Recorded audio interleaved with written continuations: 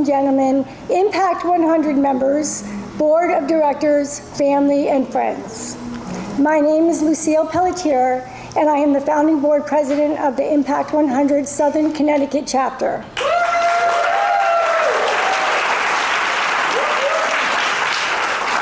Standing here today, looking out at this room, I feel something far greater than pride.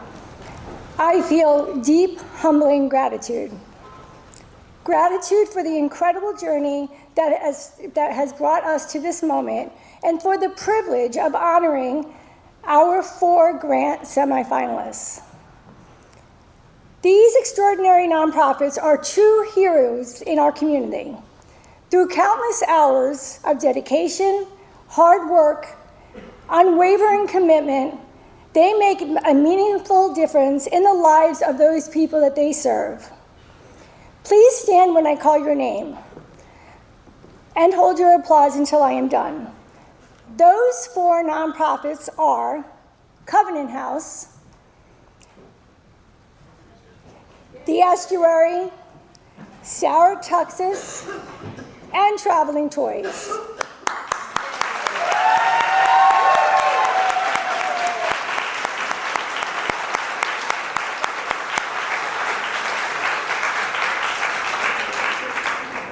Over the past several months, we have had the privilege of learning about the remarkable work each of you does to strengthen our communities.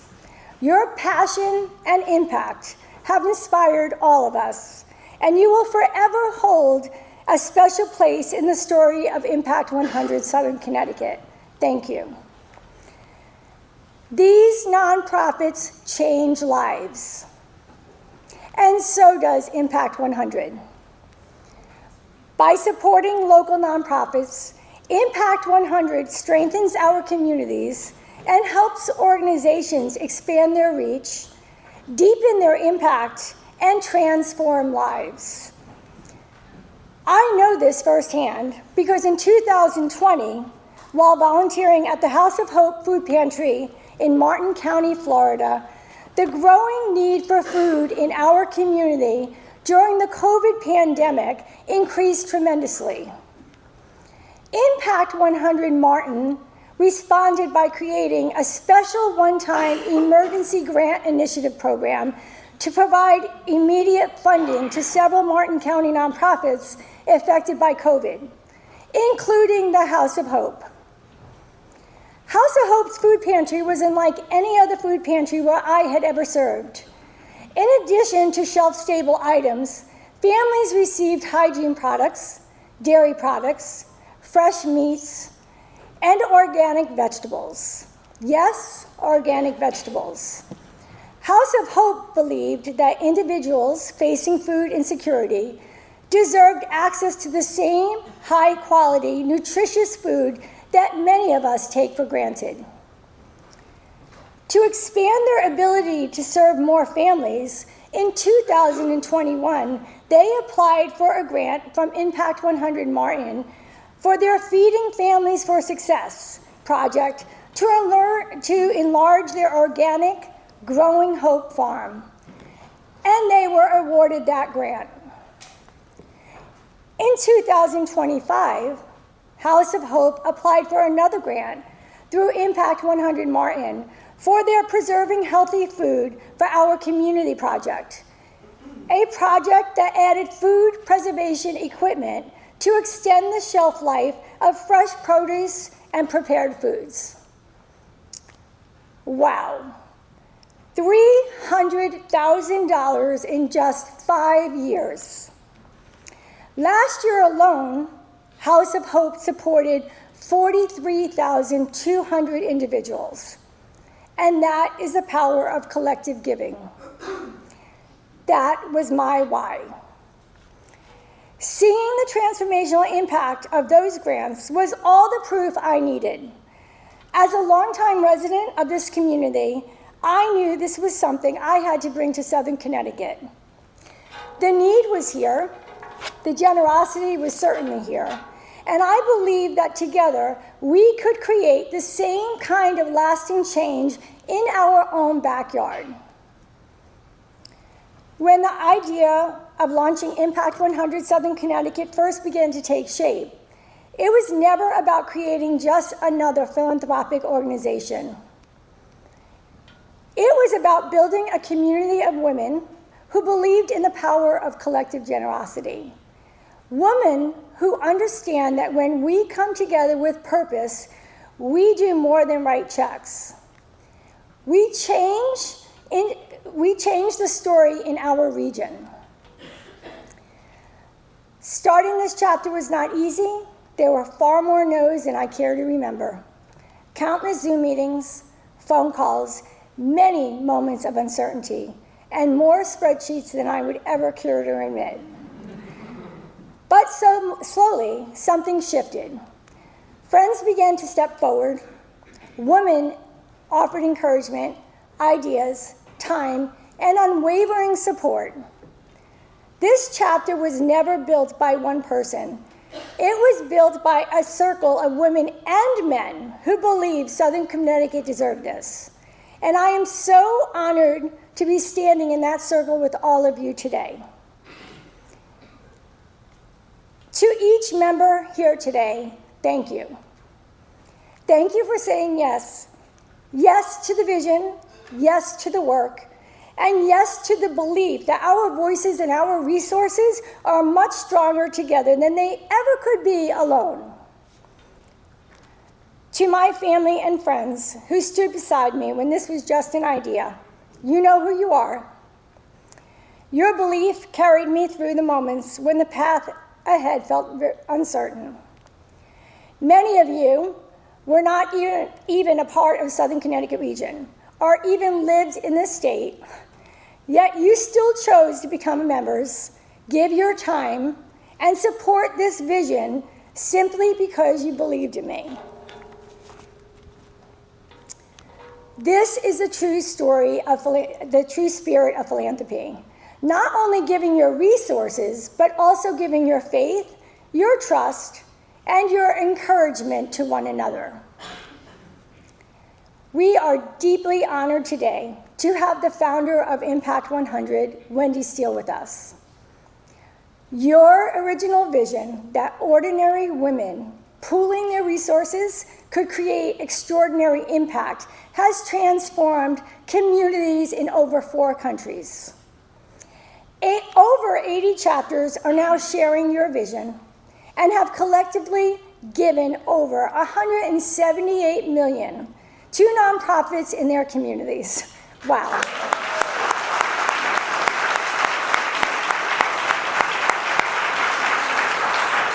I just want to add to that these are last year's numbers, and the new numbers from everything that was collected this year will not be released until November.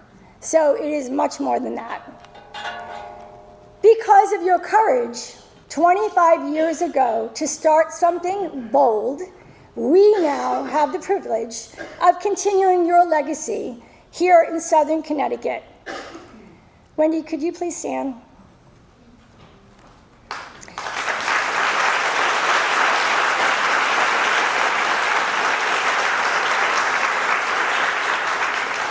Thank you for lighting the spark that became a movement for change. Impact 100 is not just a funding model. It is a statement. It says that women are leaders. It says that thoughtful giving matters. It says that we trust ourselves to educate, evaluate, and to decide, and to invest in solutions that strengthen our communities. Every member in this room is an agent of change.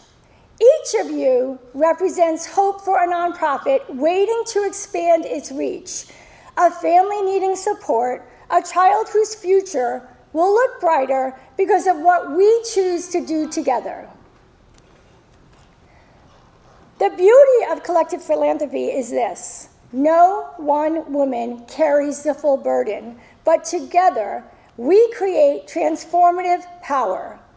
100 voices become one resounding commitment to impact.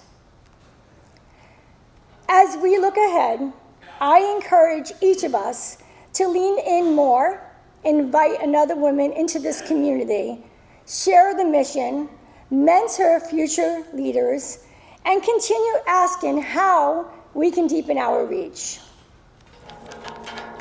Let's not just grow in numbers. Let's grow in courage, in compassion, and in conviction. This chapter exists because of the hard work of our board of directors, but more importantly, because of their heart, because of their belief, because of their the simple but powerful idea that when women gather with intention, communities thrive. To the board of directors, thank you for trusting my vision. Thank you for all your hard work.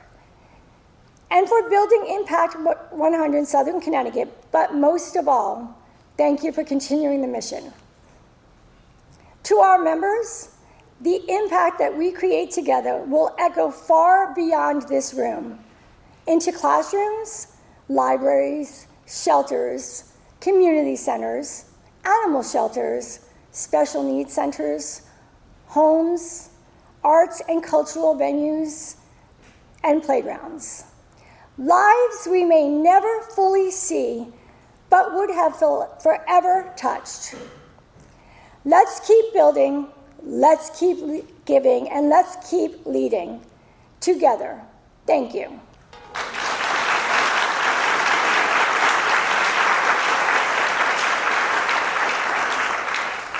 I would like to call the representatives up from each of the 4 nonprofits. That would be Coventry House, The Estuary, Sarah Texas, and Traveling Toys. And I would also like to introduce Joan Gibbons and Finola Stenson, our grant co-chairs that have led us through this incredible first year. Thank you.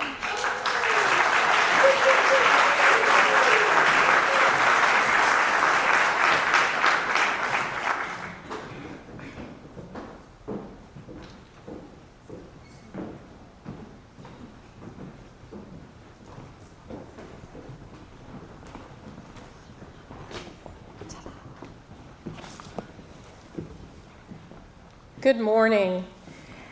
It's with pleasure that I share with you the goals of the Grants Committee as well as the summation of the grant cycle for this, our very first year, providing an impact grant to our community. My name is Joan Gibbons, and I serve with Finola Stenson as co-chairs of the Impact 100 Southern Connecticut Grants Committee. We have 8 ladies serving on our Grants Committee. Darcy Turner, please stand. Lori Montano, Marcy Moreau, Paula Picarolo, Ronnie O'Hara, and Teresa Zampano. Thank you, ladies.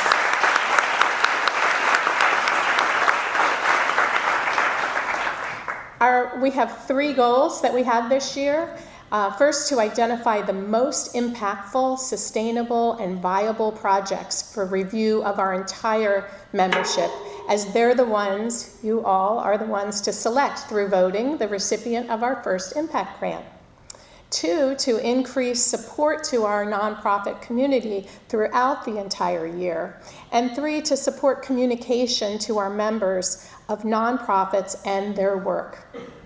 The grant cycle began with the opportunity for nonprofits to submit a letter of intent. A letter of intent is a very brief application with brief budgets that gives an overview of a project or program that would be impactful to our local community.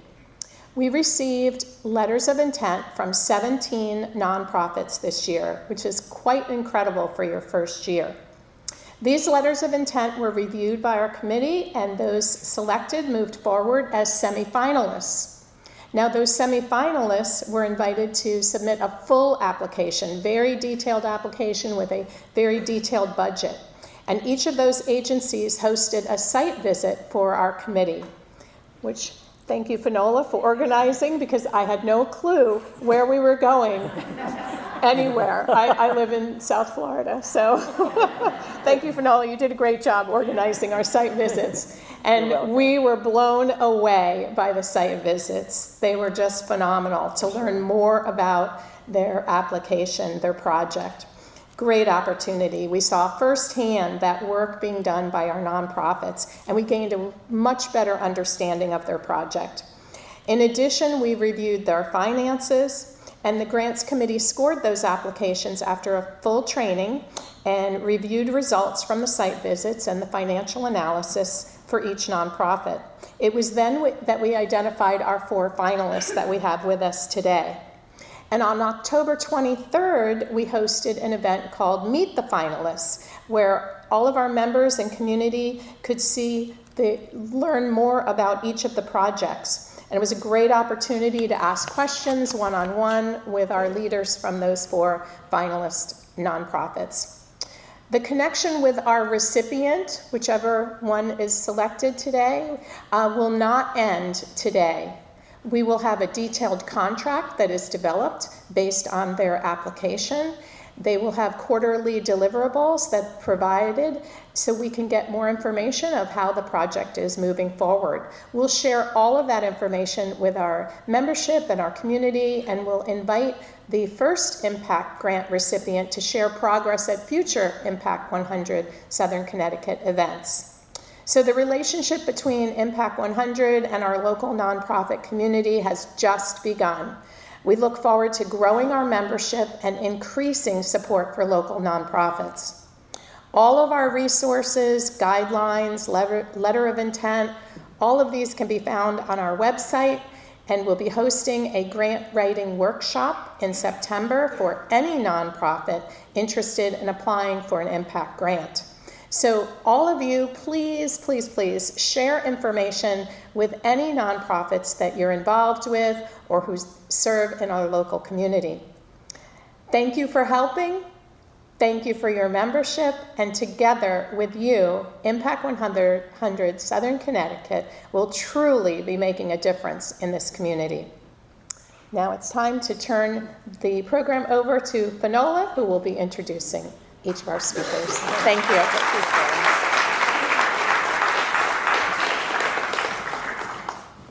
So thank you, Joan. And it is my absolute pleasure to introduce our 4 fabulous finalists. We drew numbers earlier on to determine the order. So without further ado, I've always wanted to say that. Our very first finalist is the Estuary. Our speaker is Heather Millardo, and Heather is the Director of Development and Outreach.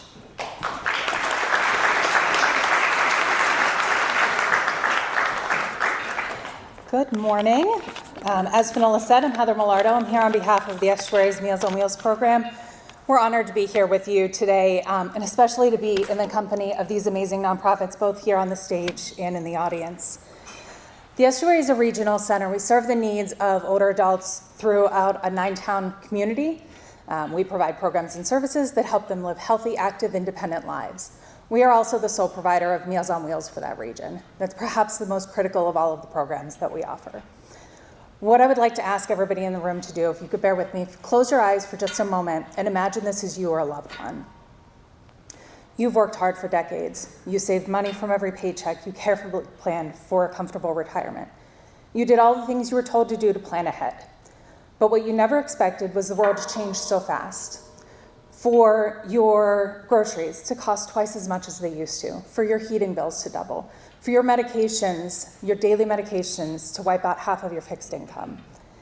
You never imagined that the math simply wouldn't math anymore. So now you're forced to make difficult decisions. You're forced to cut back on essentials just to try to make ends meet. So when the Meals on Wheels volunteer knocks on your door at lunchtime, it's the best part of your day. They hand you a hot tray of food, they share a smile, they offer some comfort, some hellos, a little conversation, and they're perhaps the only person that you'll see all day. You eat every bit of that meal. But as afternoon fades into evening, the reality sets in that that was the only substantial meal that you will eat all day. So now you're without enough calories, your energy drains a little more day by day, your hands shake when you take your morning pills, you get dizzy when you stand up, and now there's a fear that creeps in because your body can't sustain and bounce back from a hospital stay should you fall. You can open your eyes now. Unfortunately, this is the hidden reality for many of the older adults in our communities. One meal a day is a wonderful lifeline, but it's not enough to sustain a body, put a mind at ease. Providing a second meal changes everything. It means our loved ones, our neighbors, our parents, they go to bed with full stomachs. They wake up with the strength needed to be able to stay in their own homes. But most importantly, it gives them the comfort of knowing that they're not forgotten. That's what a meal can do for them.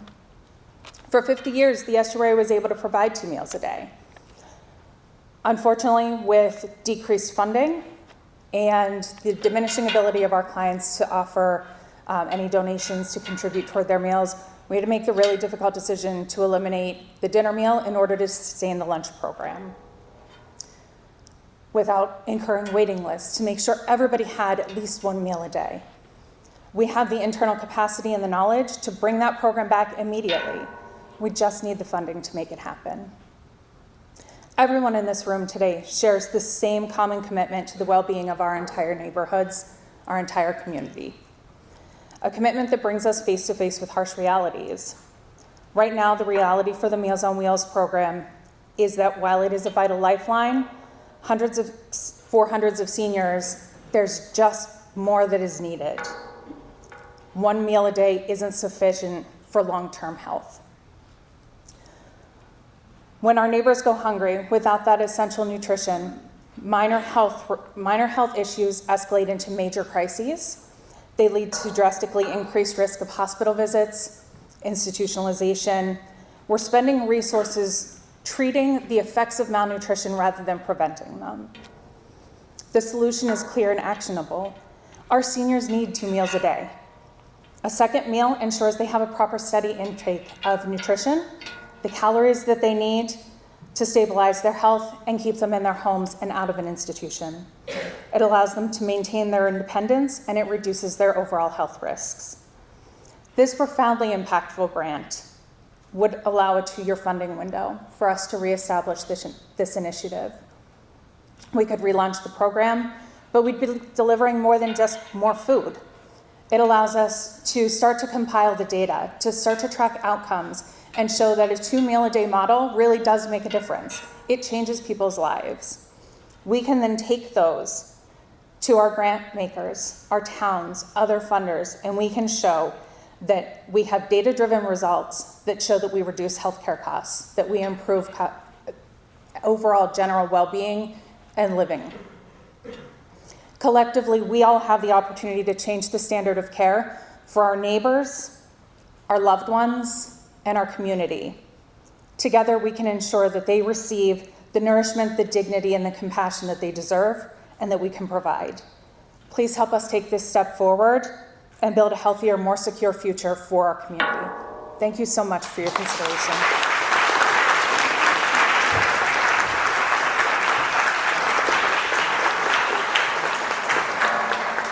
Thank you, Heather. Our next finalist is the Sarah Tuxis Foundation.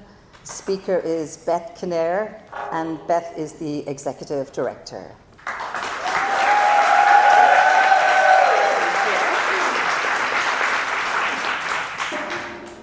Good morning. I am beyond excited to be here today to ask for your support in gaining our dream at Sarah Tuxis to create an accessible respite program.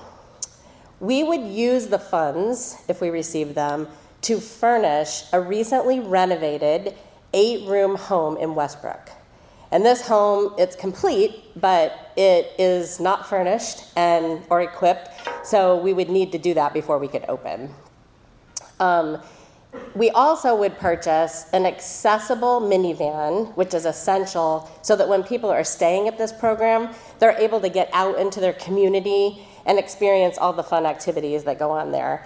And we would equip it with all of the therapeutic devices and supplies needed to meet their emotional and physical needs. Now, in order for you to understand why this home maybe is so important, I want you to think for a moment that you are the parent of a child with a developmental disability. From birth, you accept, love, nurture, and prepare them to go out into the world thriving and as independent as possible. But when all your friends' children are graduating high school and heading off to college, you and your child are faced with 4 additional years of a school to work transition program. And after this program, there are some adults that are able to gain employment and maybe move out into an apartment of their own. But the reality is most people are not.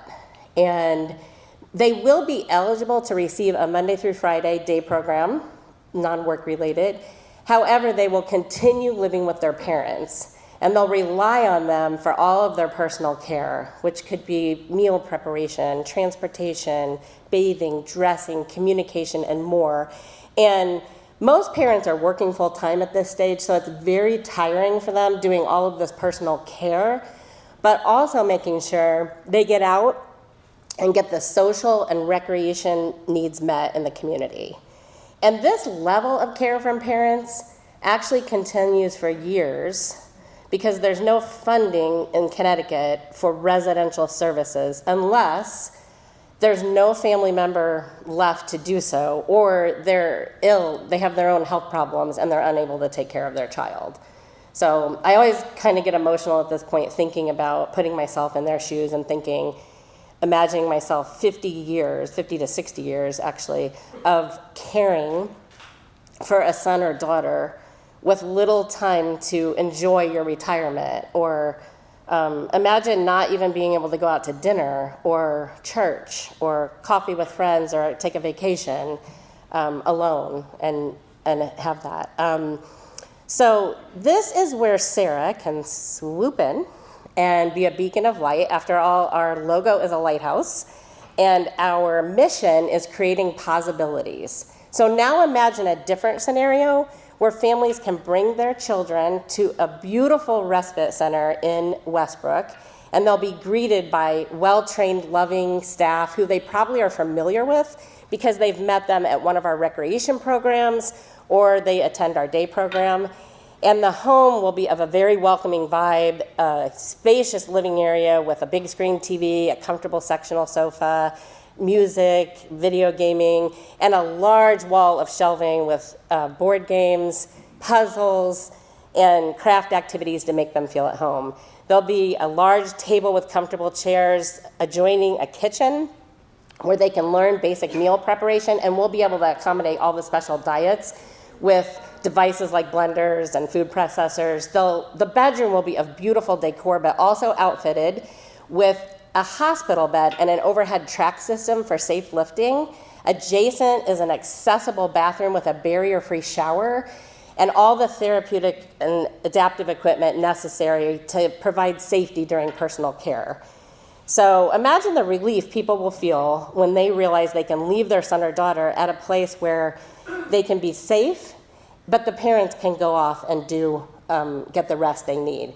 And I'll leave you with a quote. We actually feel that this program will impact hundreds of people on the shoreline when you consider their family members whose needs are often pushed to the side. And last year, a quote was, we were able to take a first-time anniversary trip to Italy, and vacationing with just the two of us was a dream come true. So thank you to all the members of Impact 100 for the opportunity to change the lives of the people we support.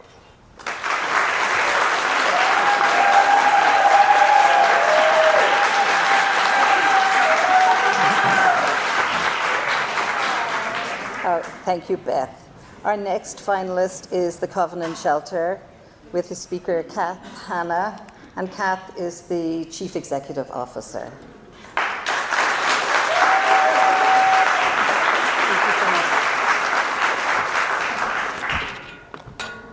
Can everyone hear me?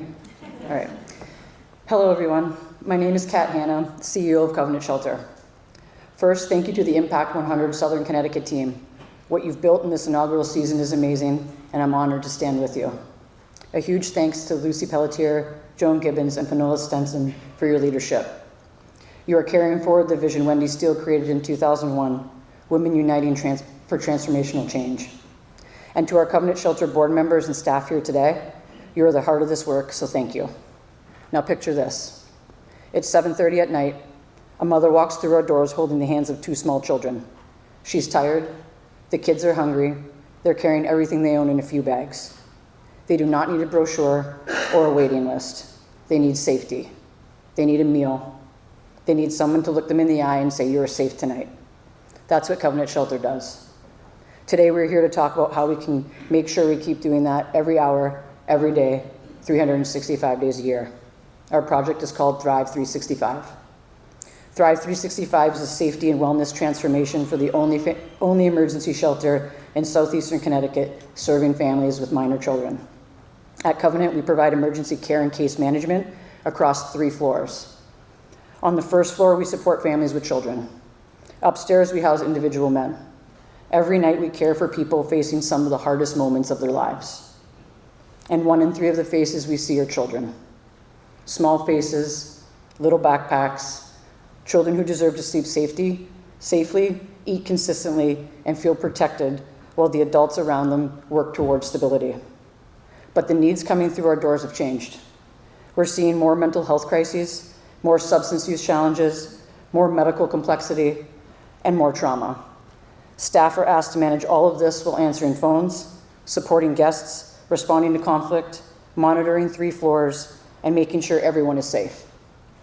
Picture 1 staff on shift, trying to be in 3 places at once. Someone's at the front door, upstairs a crisis is happening, downstairs a maintenance issue is becoming an emergency. These are real shelter moments, and in those moments, 1 person cannot safely be everywhere. Now picture 2. 2 trained people on site means someone can respond to a crisis when someone else stays with the children. It means 1 staff member can de-escalate a situation while another keeps shelter calm. Safety becomes a structure and not just a hope.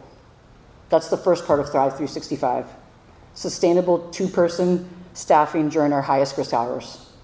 The second part is just as essential. Food. Because safety is not about locked doors and trained staff. It's about going to bed with a full stomach, a parent knowing where breakfast will be in the morning, and dignity served on a plate. With Thrive 365, we'll strengthen our kitchen and food program so we can provide 3 consistent meals a day and train people. We have already begun some of this work through other funding, but this grant will make it sustainable. It helps us move from what food do we have today to what do our guests need to be healthy, stable, and cared for. That matters, especially now, when food insecurity is rising and funding is uncertain. Our guests should not feel the uncertainty of that at the dinner table. Thrive 365 will touch everybody who walks through our doors. It supports our guests, who need safety, meals, dignity, and stability. It supports our children who need adults around them to be calm, prepared, and present. It supports our staff, who need the right tools and staffing model to do this work safely and well. And it supports our community partners because when Covenant Shelter is strong, the entire region safety net is strong. We know how to do hard things. Covenant Shelter raises hundreds of thousands of dollars each year just to keep our doors open. We stretch every dollar, we build partnerships, and we show up. But Thrive 365 is the kind of transformation we can't do alone. That is why we need Impact 100 Southern Connecticut. Your investment would not simply fund a position or a kitchen upgrade, it would change the daily experience of shelter. It would mean that when a child walks in at night, there is food ready. When a crisis happens, there's a second trained person ready. When a staff member feels the weight of this work, they're not standing alone. And when a family enters our shelter at the hardest moment of their life, they feel something bigger than emergency shelter. They feel safety, they feel dignity, they feel possibility. So today I ask you to imagine one more thing. Imagine a shelter where a child is fed, every floor is covered, every staff member is supported, every guest is seen as whole, worthy, and capable of moving forward. That is Thrive 365. And with Impact 100 Southern Connecticut, we can make that vision real, not just for one night, not just for one family, but for 365 days a year. Thank you.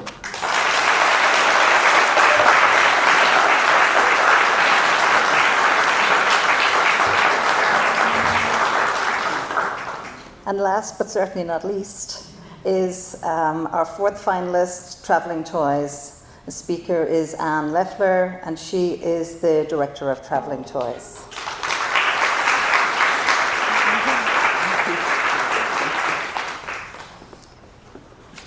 Hello, everyone. Can you hear me okay?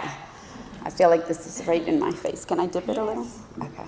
Is that okay? Can you hear me now? Good? Okay. Good morning. I stand before you today with an opportunity to transform access to play across 41 of the towns and villages in your Southern Connecticut region, where 122,000 children live and more than 110,000 families struggle financially just to afford basic needs. Together with Traveling Toys, your inaugural grant can help these families feel seen with our project that will build 28 toy lending libraries across these communities to support children, ease financial strain on households, and strengthen community. I'm talking about families like Gloria and her children. After leaving home to escape abuse, she moved with her children into a shelter. Gloria wrote up to thank us for our local toy library, and she shared, "I left home to keep my children safe and moved into a shelter. My focus was survival, and fun had to be put aside. But then we found our local toy library. Money is always tight, and I especially cannot afford to buy toys. Being able to borrow them instead has taken away some of my guilt of always having to say no. My children look forward to choosing toys each week. Hearing them laugh and seeing them smile gives me hope. The toy library has made a big difference in our lives. At Traveling Toys, we understand play is not a luxury. It is essential for healthy child development. Fred Rogers reminds us, play is often talked about as if it were a relief from learning, from serious learning. But for children, play is serious learning. Through play, children build confidence, problem-solving skills, cooperation, and social connection. And for teens, at a time when isolation, anxiety, and screen dependence continue to rise, play creates connection and community. Yet access to these opportunities across Southern Connecticut is not equal. That is why Traveling Toys partners with public libraries to create toy libraries, where families can borrow toys for free, just like books. All they need is a library card. Each program will be between $3,000 to $6,000, and a full inventory will include approximately 100 children's toys and 30 for teens. Our public library partners incorporate these collections directly into their own operations without adding staff, and Traveling Toys is entirely volunteer-run. As a result, we are able to use grant proceeds with exceptional efficiency. This is not a temporary program. We are building sustainable community infrastructure. We opened our first library in 2021. Today we have 31 programs with another 7 opening this year. In our first year, families borrowed 22,000 toys and games. By 2025, that number had grown to 113,000 shared annually. This growth is telling us something important. When access is provided, families use it. And our project will do more than just circulating toys. We are shifting access to these essential developmental resources from a private purchase model to a shared public resource. Together, this is the transformational change that we can make. Toy libraries create joyful spaces where caregivers connect. Children experience that power of having access to the right toy at the right stage of development. And teens gather in safe environments. Within families, these programs also reduce financial strain on household budgets. With this transformative grant, Traveling Toys would build 28 toy libraries across 41 towns and villages. What's even more, together we could support 92% of the Alice households, those neediest households in Impact 100 Southern Connecticut region. Your region would become a model for equitable access to the power of play, helping to close the opportunity gap for families in need. Now, I know we have 3 wonderful and important organizations today, and I really do not envy you this choice, but please, as you go to make your decisions, let's think about and remember those everyday toys, the boys and girls of the working poor in so many of our communities, the classmates, the neighbors. Let's support them this year. Let's help them too, especially now. Thank you.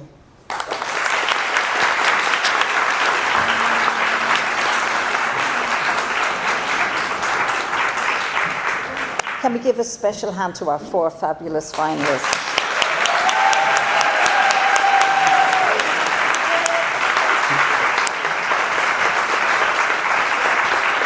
All right, partners, stay right here. Don't go anywhere. All right. The time has come for our entire membership to cast their vote to choose their favorite projects. You'll be ranking in order of your favorite from a scale of 1 to 4, with 1 being your most favorite project, 2 your second favorite, and so on for 3 and 4. Voting is to be done on your phone for our members, but rest assured, if you have any trouble at all, Lucille and her team are at the table outside with the goal of making sure that all 44 of our members cast their vote. So at this time, members, go ahead and do your voting, and if you need help, we do have paper ballots for our members. We also have our team assessing the data behind the scenes. So help yourselves to refreshments, and we'll resume in probably about 15 or 20 minutes. Welcome back. What a remarkable journey this has been. Before we begin to the big give, I want to return to something that I mentioned earlier. The many no's I heard when we first set out to create this chapter. Starting something new is never easy. There were obstacles, setbacks, and moments when the path forward seemed uncertain. But for every no, there were extraordinary people who stepped forward to say yes. I affectionately call them my yes men and women. And today, I want to recognize these individuals whose belief, generosity, and unwavering support made Impact 100 Southern Connecticut possible.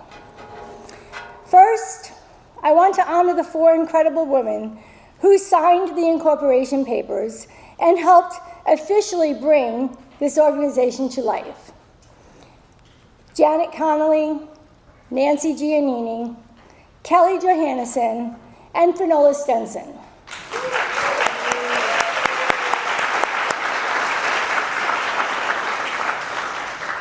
Thank you for trusting in this vision and for putting your names on the documents that established our nonprofit with the state of Connecticut. 2 of you faced serious family challenges immediately after we incorporated, including parents who suffered significant falls, yet you remain committed to this mission. Your dedication and perseverance mean more than words can express. When this chapter was just an idea, one of the first calls was to an exceptionally talented and generous friend and neighbor in Florida, Helen Keeley of Innovative Designs. Is she here? Yeah. Oh, okay. I asked Helen to help create a logo. That one request quickly grew into a website, invitations, magnetic card decals, business cards, thank you cards, name tags, programs, posters, and so much more. Helen, your creativity has shaped the identity of our organization, and your friendship and support have been invaluable. Thank you for helping us build not just a brand, but a presence. To Giulio Cesario, CPA of West Hartford, thank you for guiding us through the nonprofit formation process, managing our tax documents, and providing unwavering support throughout this journey. You generously share your expertise with many nonprofit organizations, and we are deeply grateful that you made room for one more. Giulio, you and your wife, Eileen, an Impact 100 member, have always stood by me. Your friendship, kindness, loyalty, and encouragement have meant more than words can express. Thank you for believing in our mission and helping make our vision a reality. To Carl Helming, CPA of New Haven, Thank you for generously volunteering your expertise and for the extensive forensic accounting you performed to help us narrow our grant applicants to the final 4 nonprofits. To Jim Meisner and Mae Perry of Lamar Advertising, thank you for providing billboard space that helps spread the word about our mission. It feels especially meaningful because Impact 100 Pensacola, one of the earliest Impact 100 chapters and largest, has long-standing ties to Lamar Advertising. Your support helped us reach the broader community in a powerful way. To Robin Buckley of Riverstone Images Photography, thank you for donating your time, talent to capture the moments that have told our story this inaugural year. Your photographs have beautifully documented our first year. To John Giannini of Two Homemade Cooks. Is he in the room? Does anybody know? Oh. Thank you for your extraordinary generosity this past year. You are a longtime friend, neighbor, community volunteer, pickleball instructor, Rotarian, and a true leader to our Shoreline community. Thank you for taking on one more commitment and providing wonderful food at our mingles, charging only the cost of ingredients and never for your time. Thank you, John.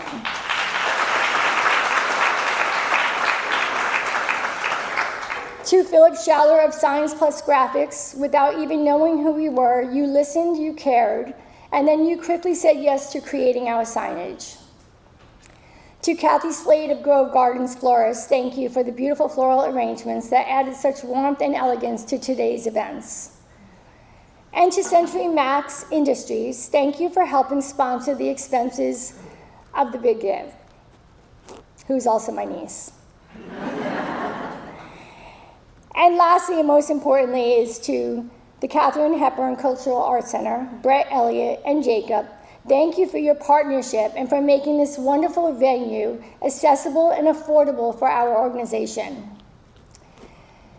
I would also like to recognize several extraordinary women whose guidance and belief in our mission helped us tremendously during our inaugural year. Lori Sheehan of Impact 100 Global, thank you for your leadership, countless hours of support and encouragement through this first year. Kathy Wilson, is she here? Yeah. Kathy Wilson, thank you for your generous donation, and even more importantly, for your trust and belief in the Board of Directors while building Impact 100 Southern Connecticut. Joan Gibbons of Impact 100 Martin and Southern Connecticut, thank you for joining our chapter and for sharing all of your expertise this first year.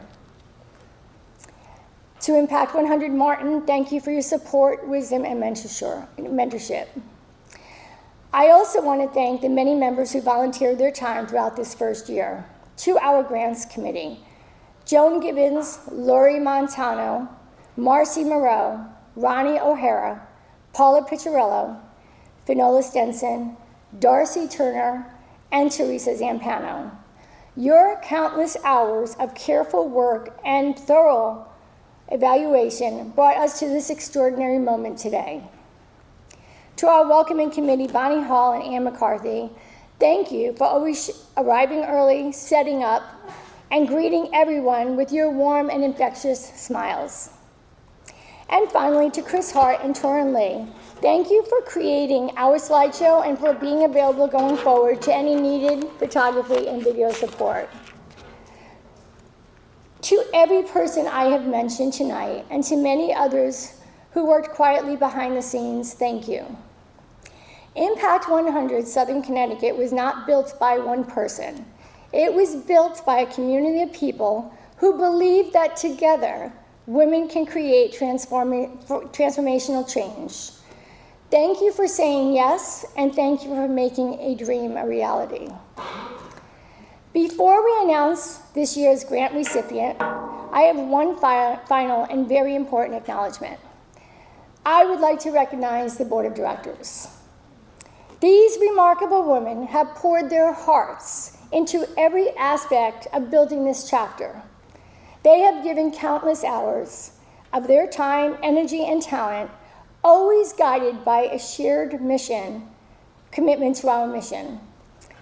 Your dedication, leadership, and belief in the power of collective giving made this moment possible. Thank you.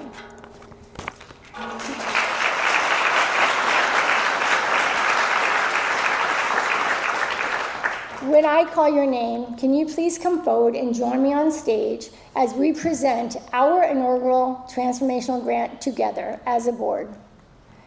Joan Gibbons, Kelly Johannesson, Ronnie O'Hara, Finola Stenson, Darcy Turner, Kathy Wilson, and Teresa Zampano. Before we give the award, we need Wendy to talk and Wendy to talk. It's okay. It's okay. I was supposed to come up and vote. It's all good. Okay. It's all good. And before we give that inaugural grant, we have two of the most important people to speak one last time. Ronnie O'Hara. Sorry about that. Good morning, everyone. Today is a special day for all of us. What a gift it is to be together with our members, nonprofit partners, guests, friends, and those who may be discovering Impact 100 Southern Connecticut for the very first time. Thank you for being here and for sharing what makes community so special. Before we welcome our special keynote speaker, I'd like to take a few moments to recognize several other remarkable people whose generosity, leadership, and belief in our mission continue to move us forward. First, I want to shine a spotlight on someone whose vision, heart, and determination helped bring us to this moment. Our incredible Impact 100 Southern Connecticut President, Lucille Pelletier.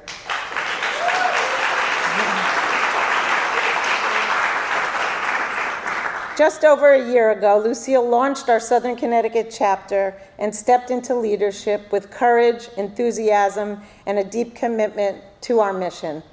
Because of her dedication, Impact 100 Southern Connecticut is growing and thriving and bringing more women together to create meaningful changes in our community. Lucille, thank you for your leadership, your energy, countless hours, your belief in what we can accomplish together. So again, please join me in thanking Lucille. Thank you, Lucille. And I'd also like to recognize someone who unfortunately couldn't be here with us today, Carolyn Wolf. Carolyn Wolf was not only our first Impact 100 Southern Connecticut member, but also our first Infinity member, making an ongoing commitment to the future of this organization by choosing to automatically renew her membership annually. Carolyn, we appreciate your support, generosity, and belief in the difference we are making together. Thank you for believing in us. And today, thank you, sorry. And today I'd also like to celebrate several extraordinary women whose generosity has opened doors for more women by sponsoring memberships. Your gifts allowed them an opportunity to join, to vote, and participate in the important work we do together. As I call your names, please stand so we could recognize and celebrate you today. Nancy Hopkins, Kelly Johannesson, actually, where'd she go? She went back there. Gina Scabelli, Faith Tanati, and last but not least, Kathy Wilson.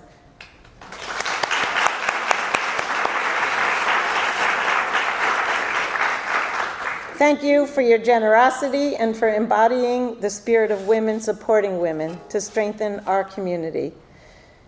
And for those of you who are getting to know Impact 100 Southern Connecticut, we would love to welcome you to this extraordinary community. If you join, by the end of the Big Give today, you too will receive one of our beautiful, colorful swag necklaces generally gifted by two board members, Finola Stenson and Kelly Johannesson. Thank you both for adding such a special touch to this celebration today. Our next guest speaker is someone whose vision changed the way communities think about philanthropy. More than 2 decades ago, in Cincinnati, Ohio, Wendy Steele asked a simple but powerful question. What if women pooled their giving to create transformational change? That single question became Impact 100, a global movement that has inspired women, strengthened nonprofits, and transformed communities around the world, including our very own. Because of Wendy's vision, communities dream bigger, generosity multiplies, and women come together to make extraordinary impact. Wendy's leadership and philanthropy have earned national recognition. She was named a 2024 USA Today Woman of the Year for Florida, and in 2021, Forbes recognized her as one of 50 women over 50 leading the world in impact. Her work through Impact 100 Global has also received national honors for her community engagement, just to name a few. But beyond the awards and recognition, Wendy has given us something even more meaningful, a model that reminds us of the extraordinary things that can happen when people unite around a shared purpose. We are privileged to have her with us today. Her story and insights will leave us inspired. I'm now happy to call her my friend. Please join me in giving a warm and enthusiastic welcome to the founder of Impact 100 and today's keynote speaker, Wendy Steele. Thank you. Gosh, you guys look good. We're together today to make history. It's already happened. You showed up. We're here at the Catherine Hepburn House. We've heard from 4 remarkable nonprofits doing the heavy lifting to make the world a better place for everyone. Now, you'll notice that I have one of these really pretty necklaces thanks to a very generous woman who not only bought my membership, but she herself joined, and I think she is a member in, I don't know, 3 or 4 others, and that's Miss Lisa Russo.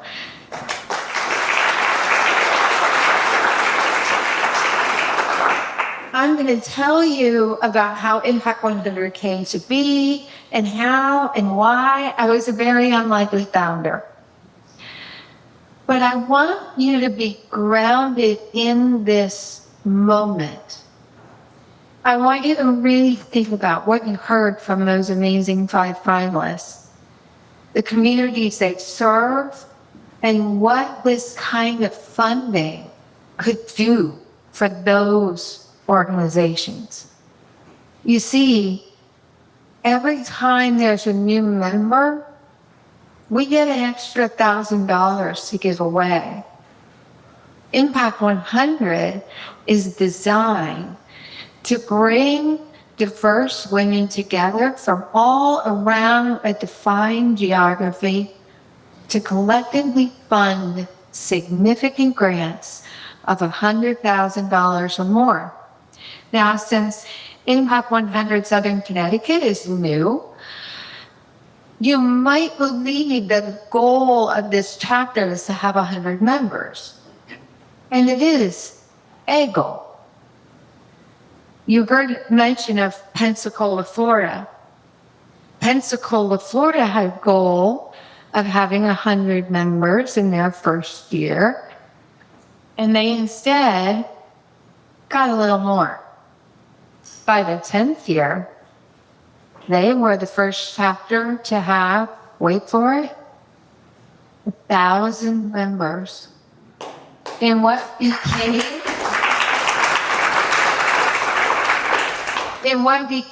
known as $1 Million Sunday, because their annual awards ceremonies didn't happen on a Friday morning like this. It happened on a Sunday afternoon. Now I think we're in their 23rd year. They've never stopped growing. They now have 1,313 members. So why do I tell you that? Because I can tell you, I know this part of Connecticut. I know where y'all live. I know how you live. When I met you during my brief but remarkable visit here, what I've heard you talk about is how here neighbors look out for neighbors. Here everyone is kind and friendly, and we gather and we work side by side. We are making history today, but we're not done making history. Because we need more women to join. We do. So look around the room. I always say when we gather in a group, you're here because somebody thought that you should be here to learn about, to watch, to participate in this collective giving organization, to have that power. And so, first of all, congratulations, because that's kind of cool. But secondly, I want you to look around and think about who isn't here, who should be. And the answer to that question is everyone you know. We're going to talk a little bit about membership in a sec, but I want to tell you how this happened for me. I was a middle child, no judgment. I'm a good middle child. You know, but I'll say that. I was a middle child of 3 daughters. Our family was ordinary, but I was born in Connecticut. My parents taught my sisters and me from the time we were tiny that we not only had the ability, we had the responsibility to leave the world better than we found it. And I think, like most of us, when you grow up in a family that eats crab macaroni and cheese out of the box, or you grow up in a family that, you know, goes away every weekend to hike or camp, you believe kind of that that's how everybody's raised. So I assume that's what everybody heard from their parents. But knowing for me that I could change the world, I think about that. That was pretty heady stuff. I believed it. And then as my life went on, I was really lucky. Well, not originally. My mother passed away very unexpectedly. Here's my dad, works as a salesman for a multinational company. So he was on the road a lot, he had 3 girls. That was when I realized the difference between helping others and giving back because of how good it made me feel, and helping others and giving back exactly what they need before they even know they need it. That was PhD level generosity. And it was that generosity that taught me the importance of how we give, that it isn't about us. It can't be about us for it to be true generosity. And from that time forward, everything that I did was meant to encourage generosity in people around me. I grew up, I came back to Connecticut, I went to Connecticut College, I graduated with an economics degree and became a banker. I became a banker because my grandfather was a banker. My grandfather told me that bankers help people.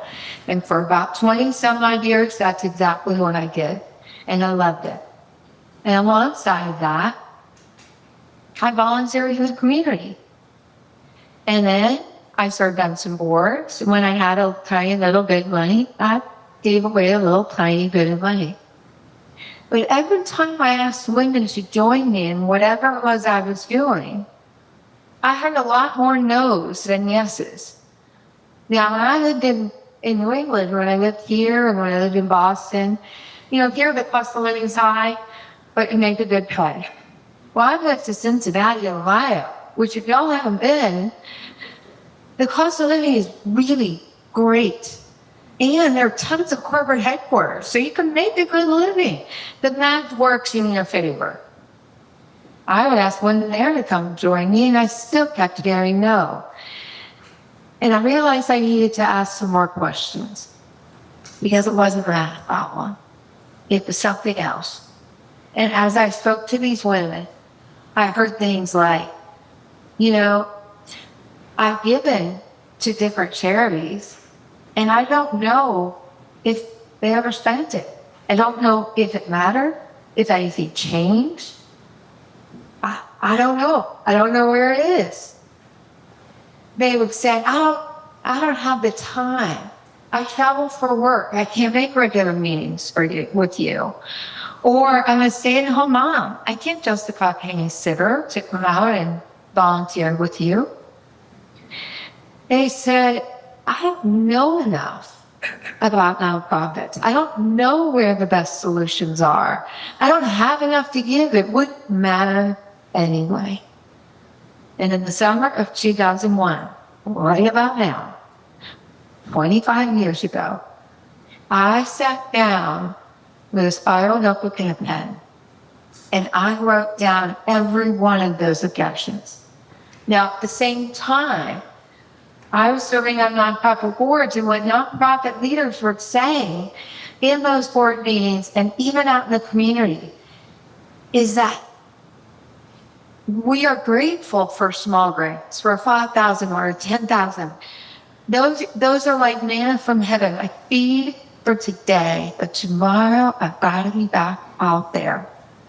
They wanted bigger grants to allow these nonprofit leaders to lift their head off their desk, look to the horizon, and execute on a plan that's really out of the needle for the communities they serve. All this is in the notebook. Pretty soon, I said, okay, $1,000 is a good random number. It's a stop and think gift. Spoiler alert, I was 38 years old. You can do the math on what that means now.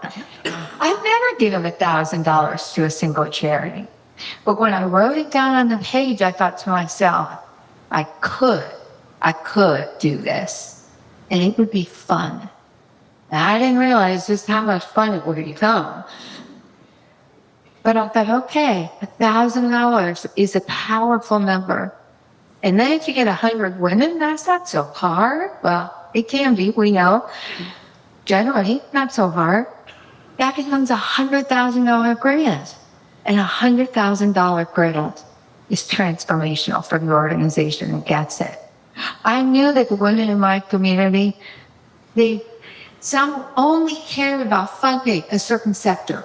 I only want to fund food insecurity. I only want to fund education or the arts, and on and on. So I said, okay, we will fund 5 focus areas, and each one of those areas would be broadly interpreted so that there would not be a nonprofit in the community whose mission would qualify for a grant. Because I knew that there's no such thing as a one-size-fits-all. Women care about kinds of different things. And I wanted all of their passion projects, all of their interests to be represented. Because I wanted to open up the table as wide as I could. And then I said, you know, for hundreds of years, women's philanthropy has been time-based. Show up, volunteer this many hours, come to this many meetings, do the thing. Well, when women didn't work outside the home and we didn't have all the things that we get to do now, that time was somewhat reasonable. But today, not so much. So when you join Impact 100, you get to design your own experience. You can write your check and vote, and that's it. You don't have to do another thing. But if you want to, get involved in your Impact 100 chapter will change your life. I cannot tell you. It's something you have to experience. But when you imagine a diverse membership, we have newly minted philanthropists like I was. Never written a check for $1,000, but I've done it now. Alongside seasoned philanthropists who give it away lots more money than that, who understand what's working in other communities and what isn't, and every shade of experience around that table. When you bring up the merits of a nonprofit application, the seasoned philanthropist can tell you what's working other places and what the common beliefs are for best practices. The newly minted philanthropist might know someone, or even herself may have used the services from this nonprofit. Or they might say, if it's not in this bus line, or it's not partnered with this community organization, it won't work. And together, friendships are forged and better decisions get made. We do this for the nonprofits. We do this for the community. And I hope we also do this for ourselves. Now, the rest of the story gets a little interesting. Remember, I was a banker, and I didn't have a nonprofit pedigree. I mean, I had volunteered places, and I reached what I call middle management within the junior league. Probably someday I could be president, but I did this impact thing instead, so now not so much. I was not your typical founder. And I made sure I surrounded myself with people on that founding board who had the street credibility I didn't have. But I think in some ways, not being qualified on paper was a bit of a superpower, because I didn't look at where everybody else were too deep in the details of the business to imagine something greater. I truly believe that I was building something for this wonderful Cincinnati community that I learned to call home. But a couple of weeks after we made our first grant, so IDEA, summer of 2001, 501c3 nonprofit status by March of 2002, 123 women gave $1,000 by May. We received 115 grant applications. We had our 5 finalists at our annual award celebration that fall, and the McMicken Dental Clinic received a grant, and they got 5 new dental chairs. A couple of weeks after that, my landline in Cincinnati rang with a woman saying that she was the Midwest bureau chief for People magazine. Now, People magazine at the time was the most widely subscribed publication in the world. Of course, I thought it was a prank call. But it turns out it wasn't. And it was that magazine that took an idea that started in one place and started to grow. You've already heard today about this friend told that friend and that cousin and the sorority sister on Facebook, and people learn about Impact 100 because women like to talk about the stuff they're doing, especially if they really, really like it. And so the Impact 100 movement has grown and continues to grow, which is amazing. Which is why I need you. 44 members this year, plus some very generous donors to round out this $100,000. As of today, Impact 100 Southern Connecticut's broke because we're spending this. And we're spending this now, the grant recipient isn't really getting it one big check. It'll come out in time, but check's written. We need now to refill the bank account so that we can make more grants and bigger grants next year. And so I invite you to join your local chapter. There are some scholarships available. If you look at it and you say, oh, it's a little more than I can do, there are ways that they can work with you. If you're a man or a business owner or a very well-resourced person and you want to do more, you can You can give to the chapter in the form of scholarship so that women who otherwise couldn't afford to join can join. You can send the women in your organization or the women on your board to become members. And you yourselves can become friends. We call our first line of contribution supports a local chapter as Friends of Impact 100. Because you know how the math works. Membership money goes out in the grant the same year that you give it. And so supporting the chapter as a friend helps cover the costs for events like this and others. History is being made, and you have the pen. You have the pen to write the next chapter of the story. Now, I'm absolutely delighted to be with you. I recognize that I'm the only thing between you and figuring out when that check was payable to you. And so with that, I thank you from the bottom of my heart for inviting me and for giving me this stage. Southern Connecticut is an amazing place. This chapter is run by remarkable women. But we need you. We need your membership, and we need your nonprofit friends to apply.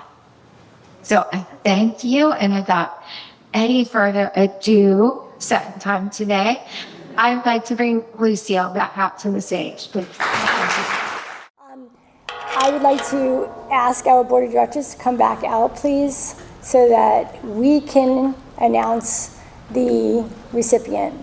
I also would like to remind everybody that before we leave today, that we will be taking pictures with all of our members out on the front step, so please don't rush out.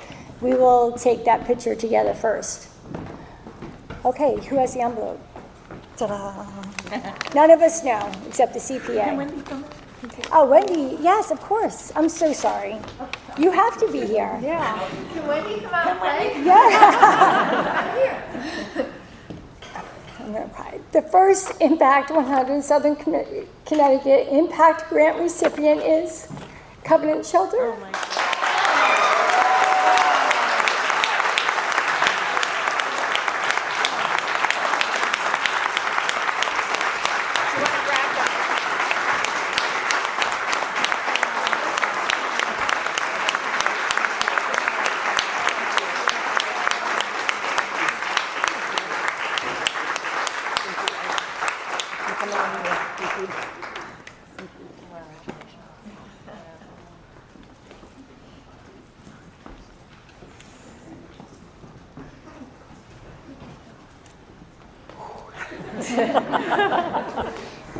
Oh, I honestly didn't think about this part. Okay. Whew. Thank you. Thank you, everybody. I honestly have nothing planned here, so this could go a little, if you've ever heard me speak, I could be here for like 45 minutes. But what I'm going to do is just try to keep it short and sweet and just from the heart. We at Covenant Shelter, our board of directors and our staff, a lot of them are right here, and I want to first thank you for all your support. But also this process and this journey has been incredible. It's been a true honor and a privilege to get to know all of the incredible women that are supporting this effort, and truly to get to know and share more about what we do and who we are and how we're going to make an impact. And so we take this with a great honor, but we also take it with responsibility. And so now it's action time.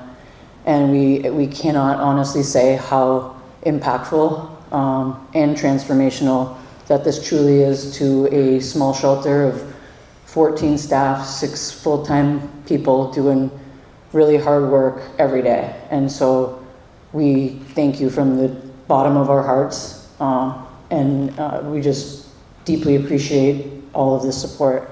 Thank you, and I can't wait to share what we're doing with that and what that looks like in the future. So thank you, everybody. We really appreciate it.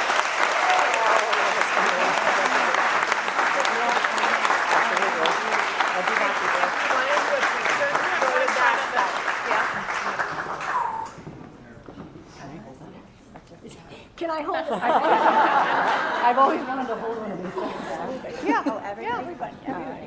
It's the boards. Please come in.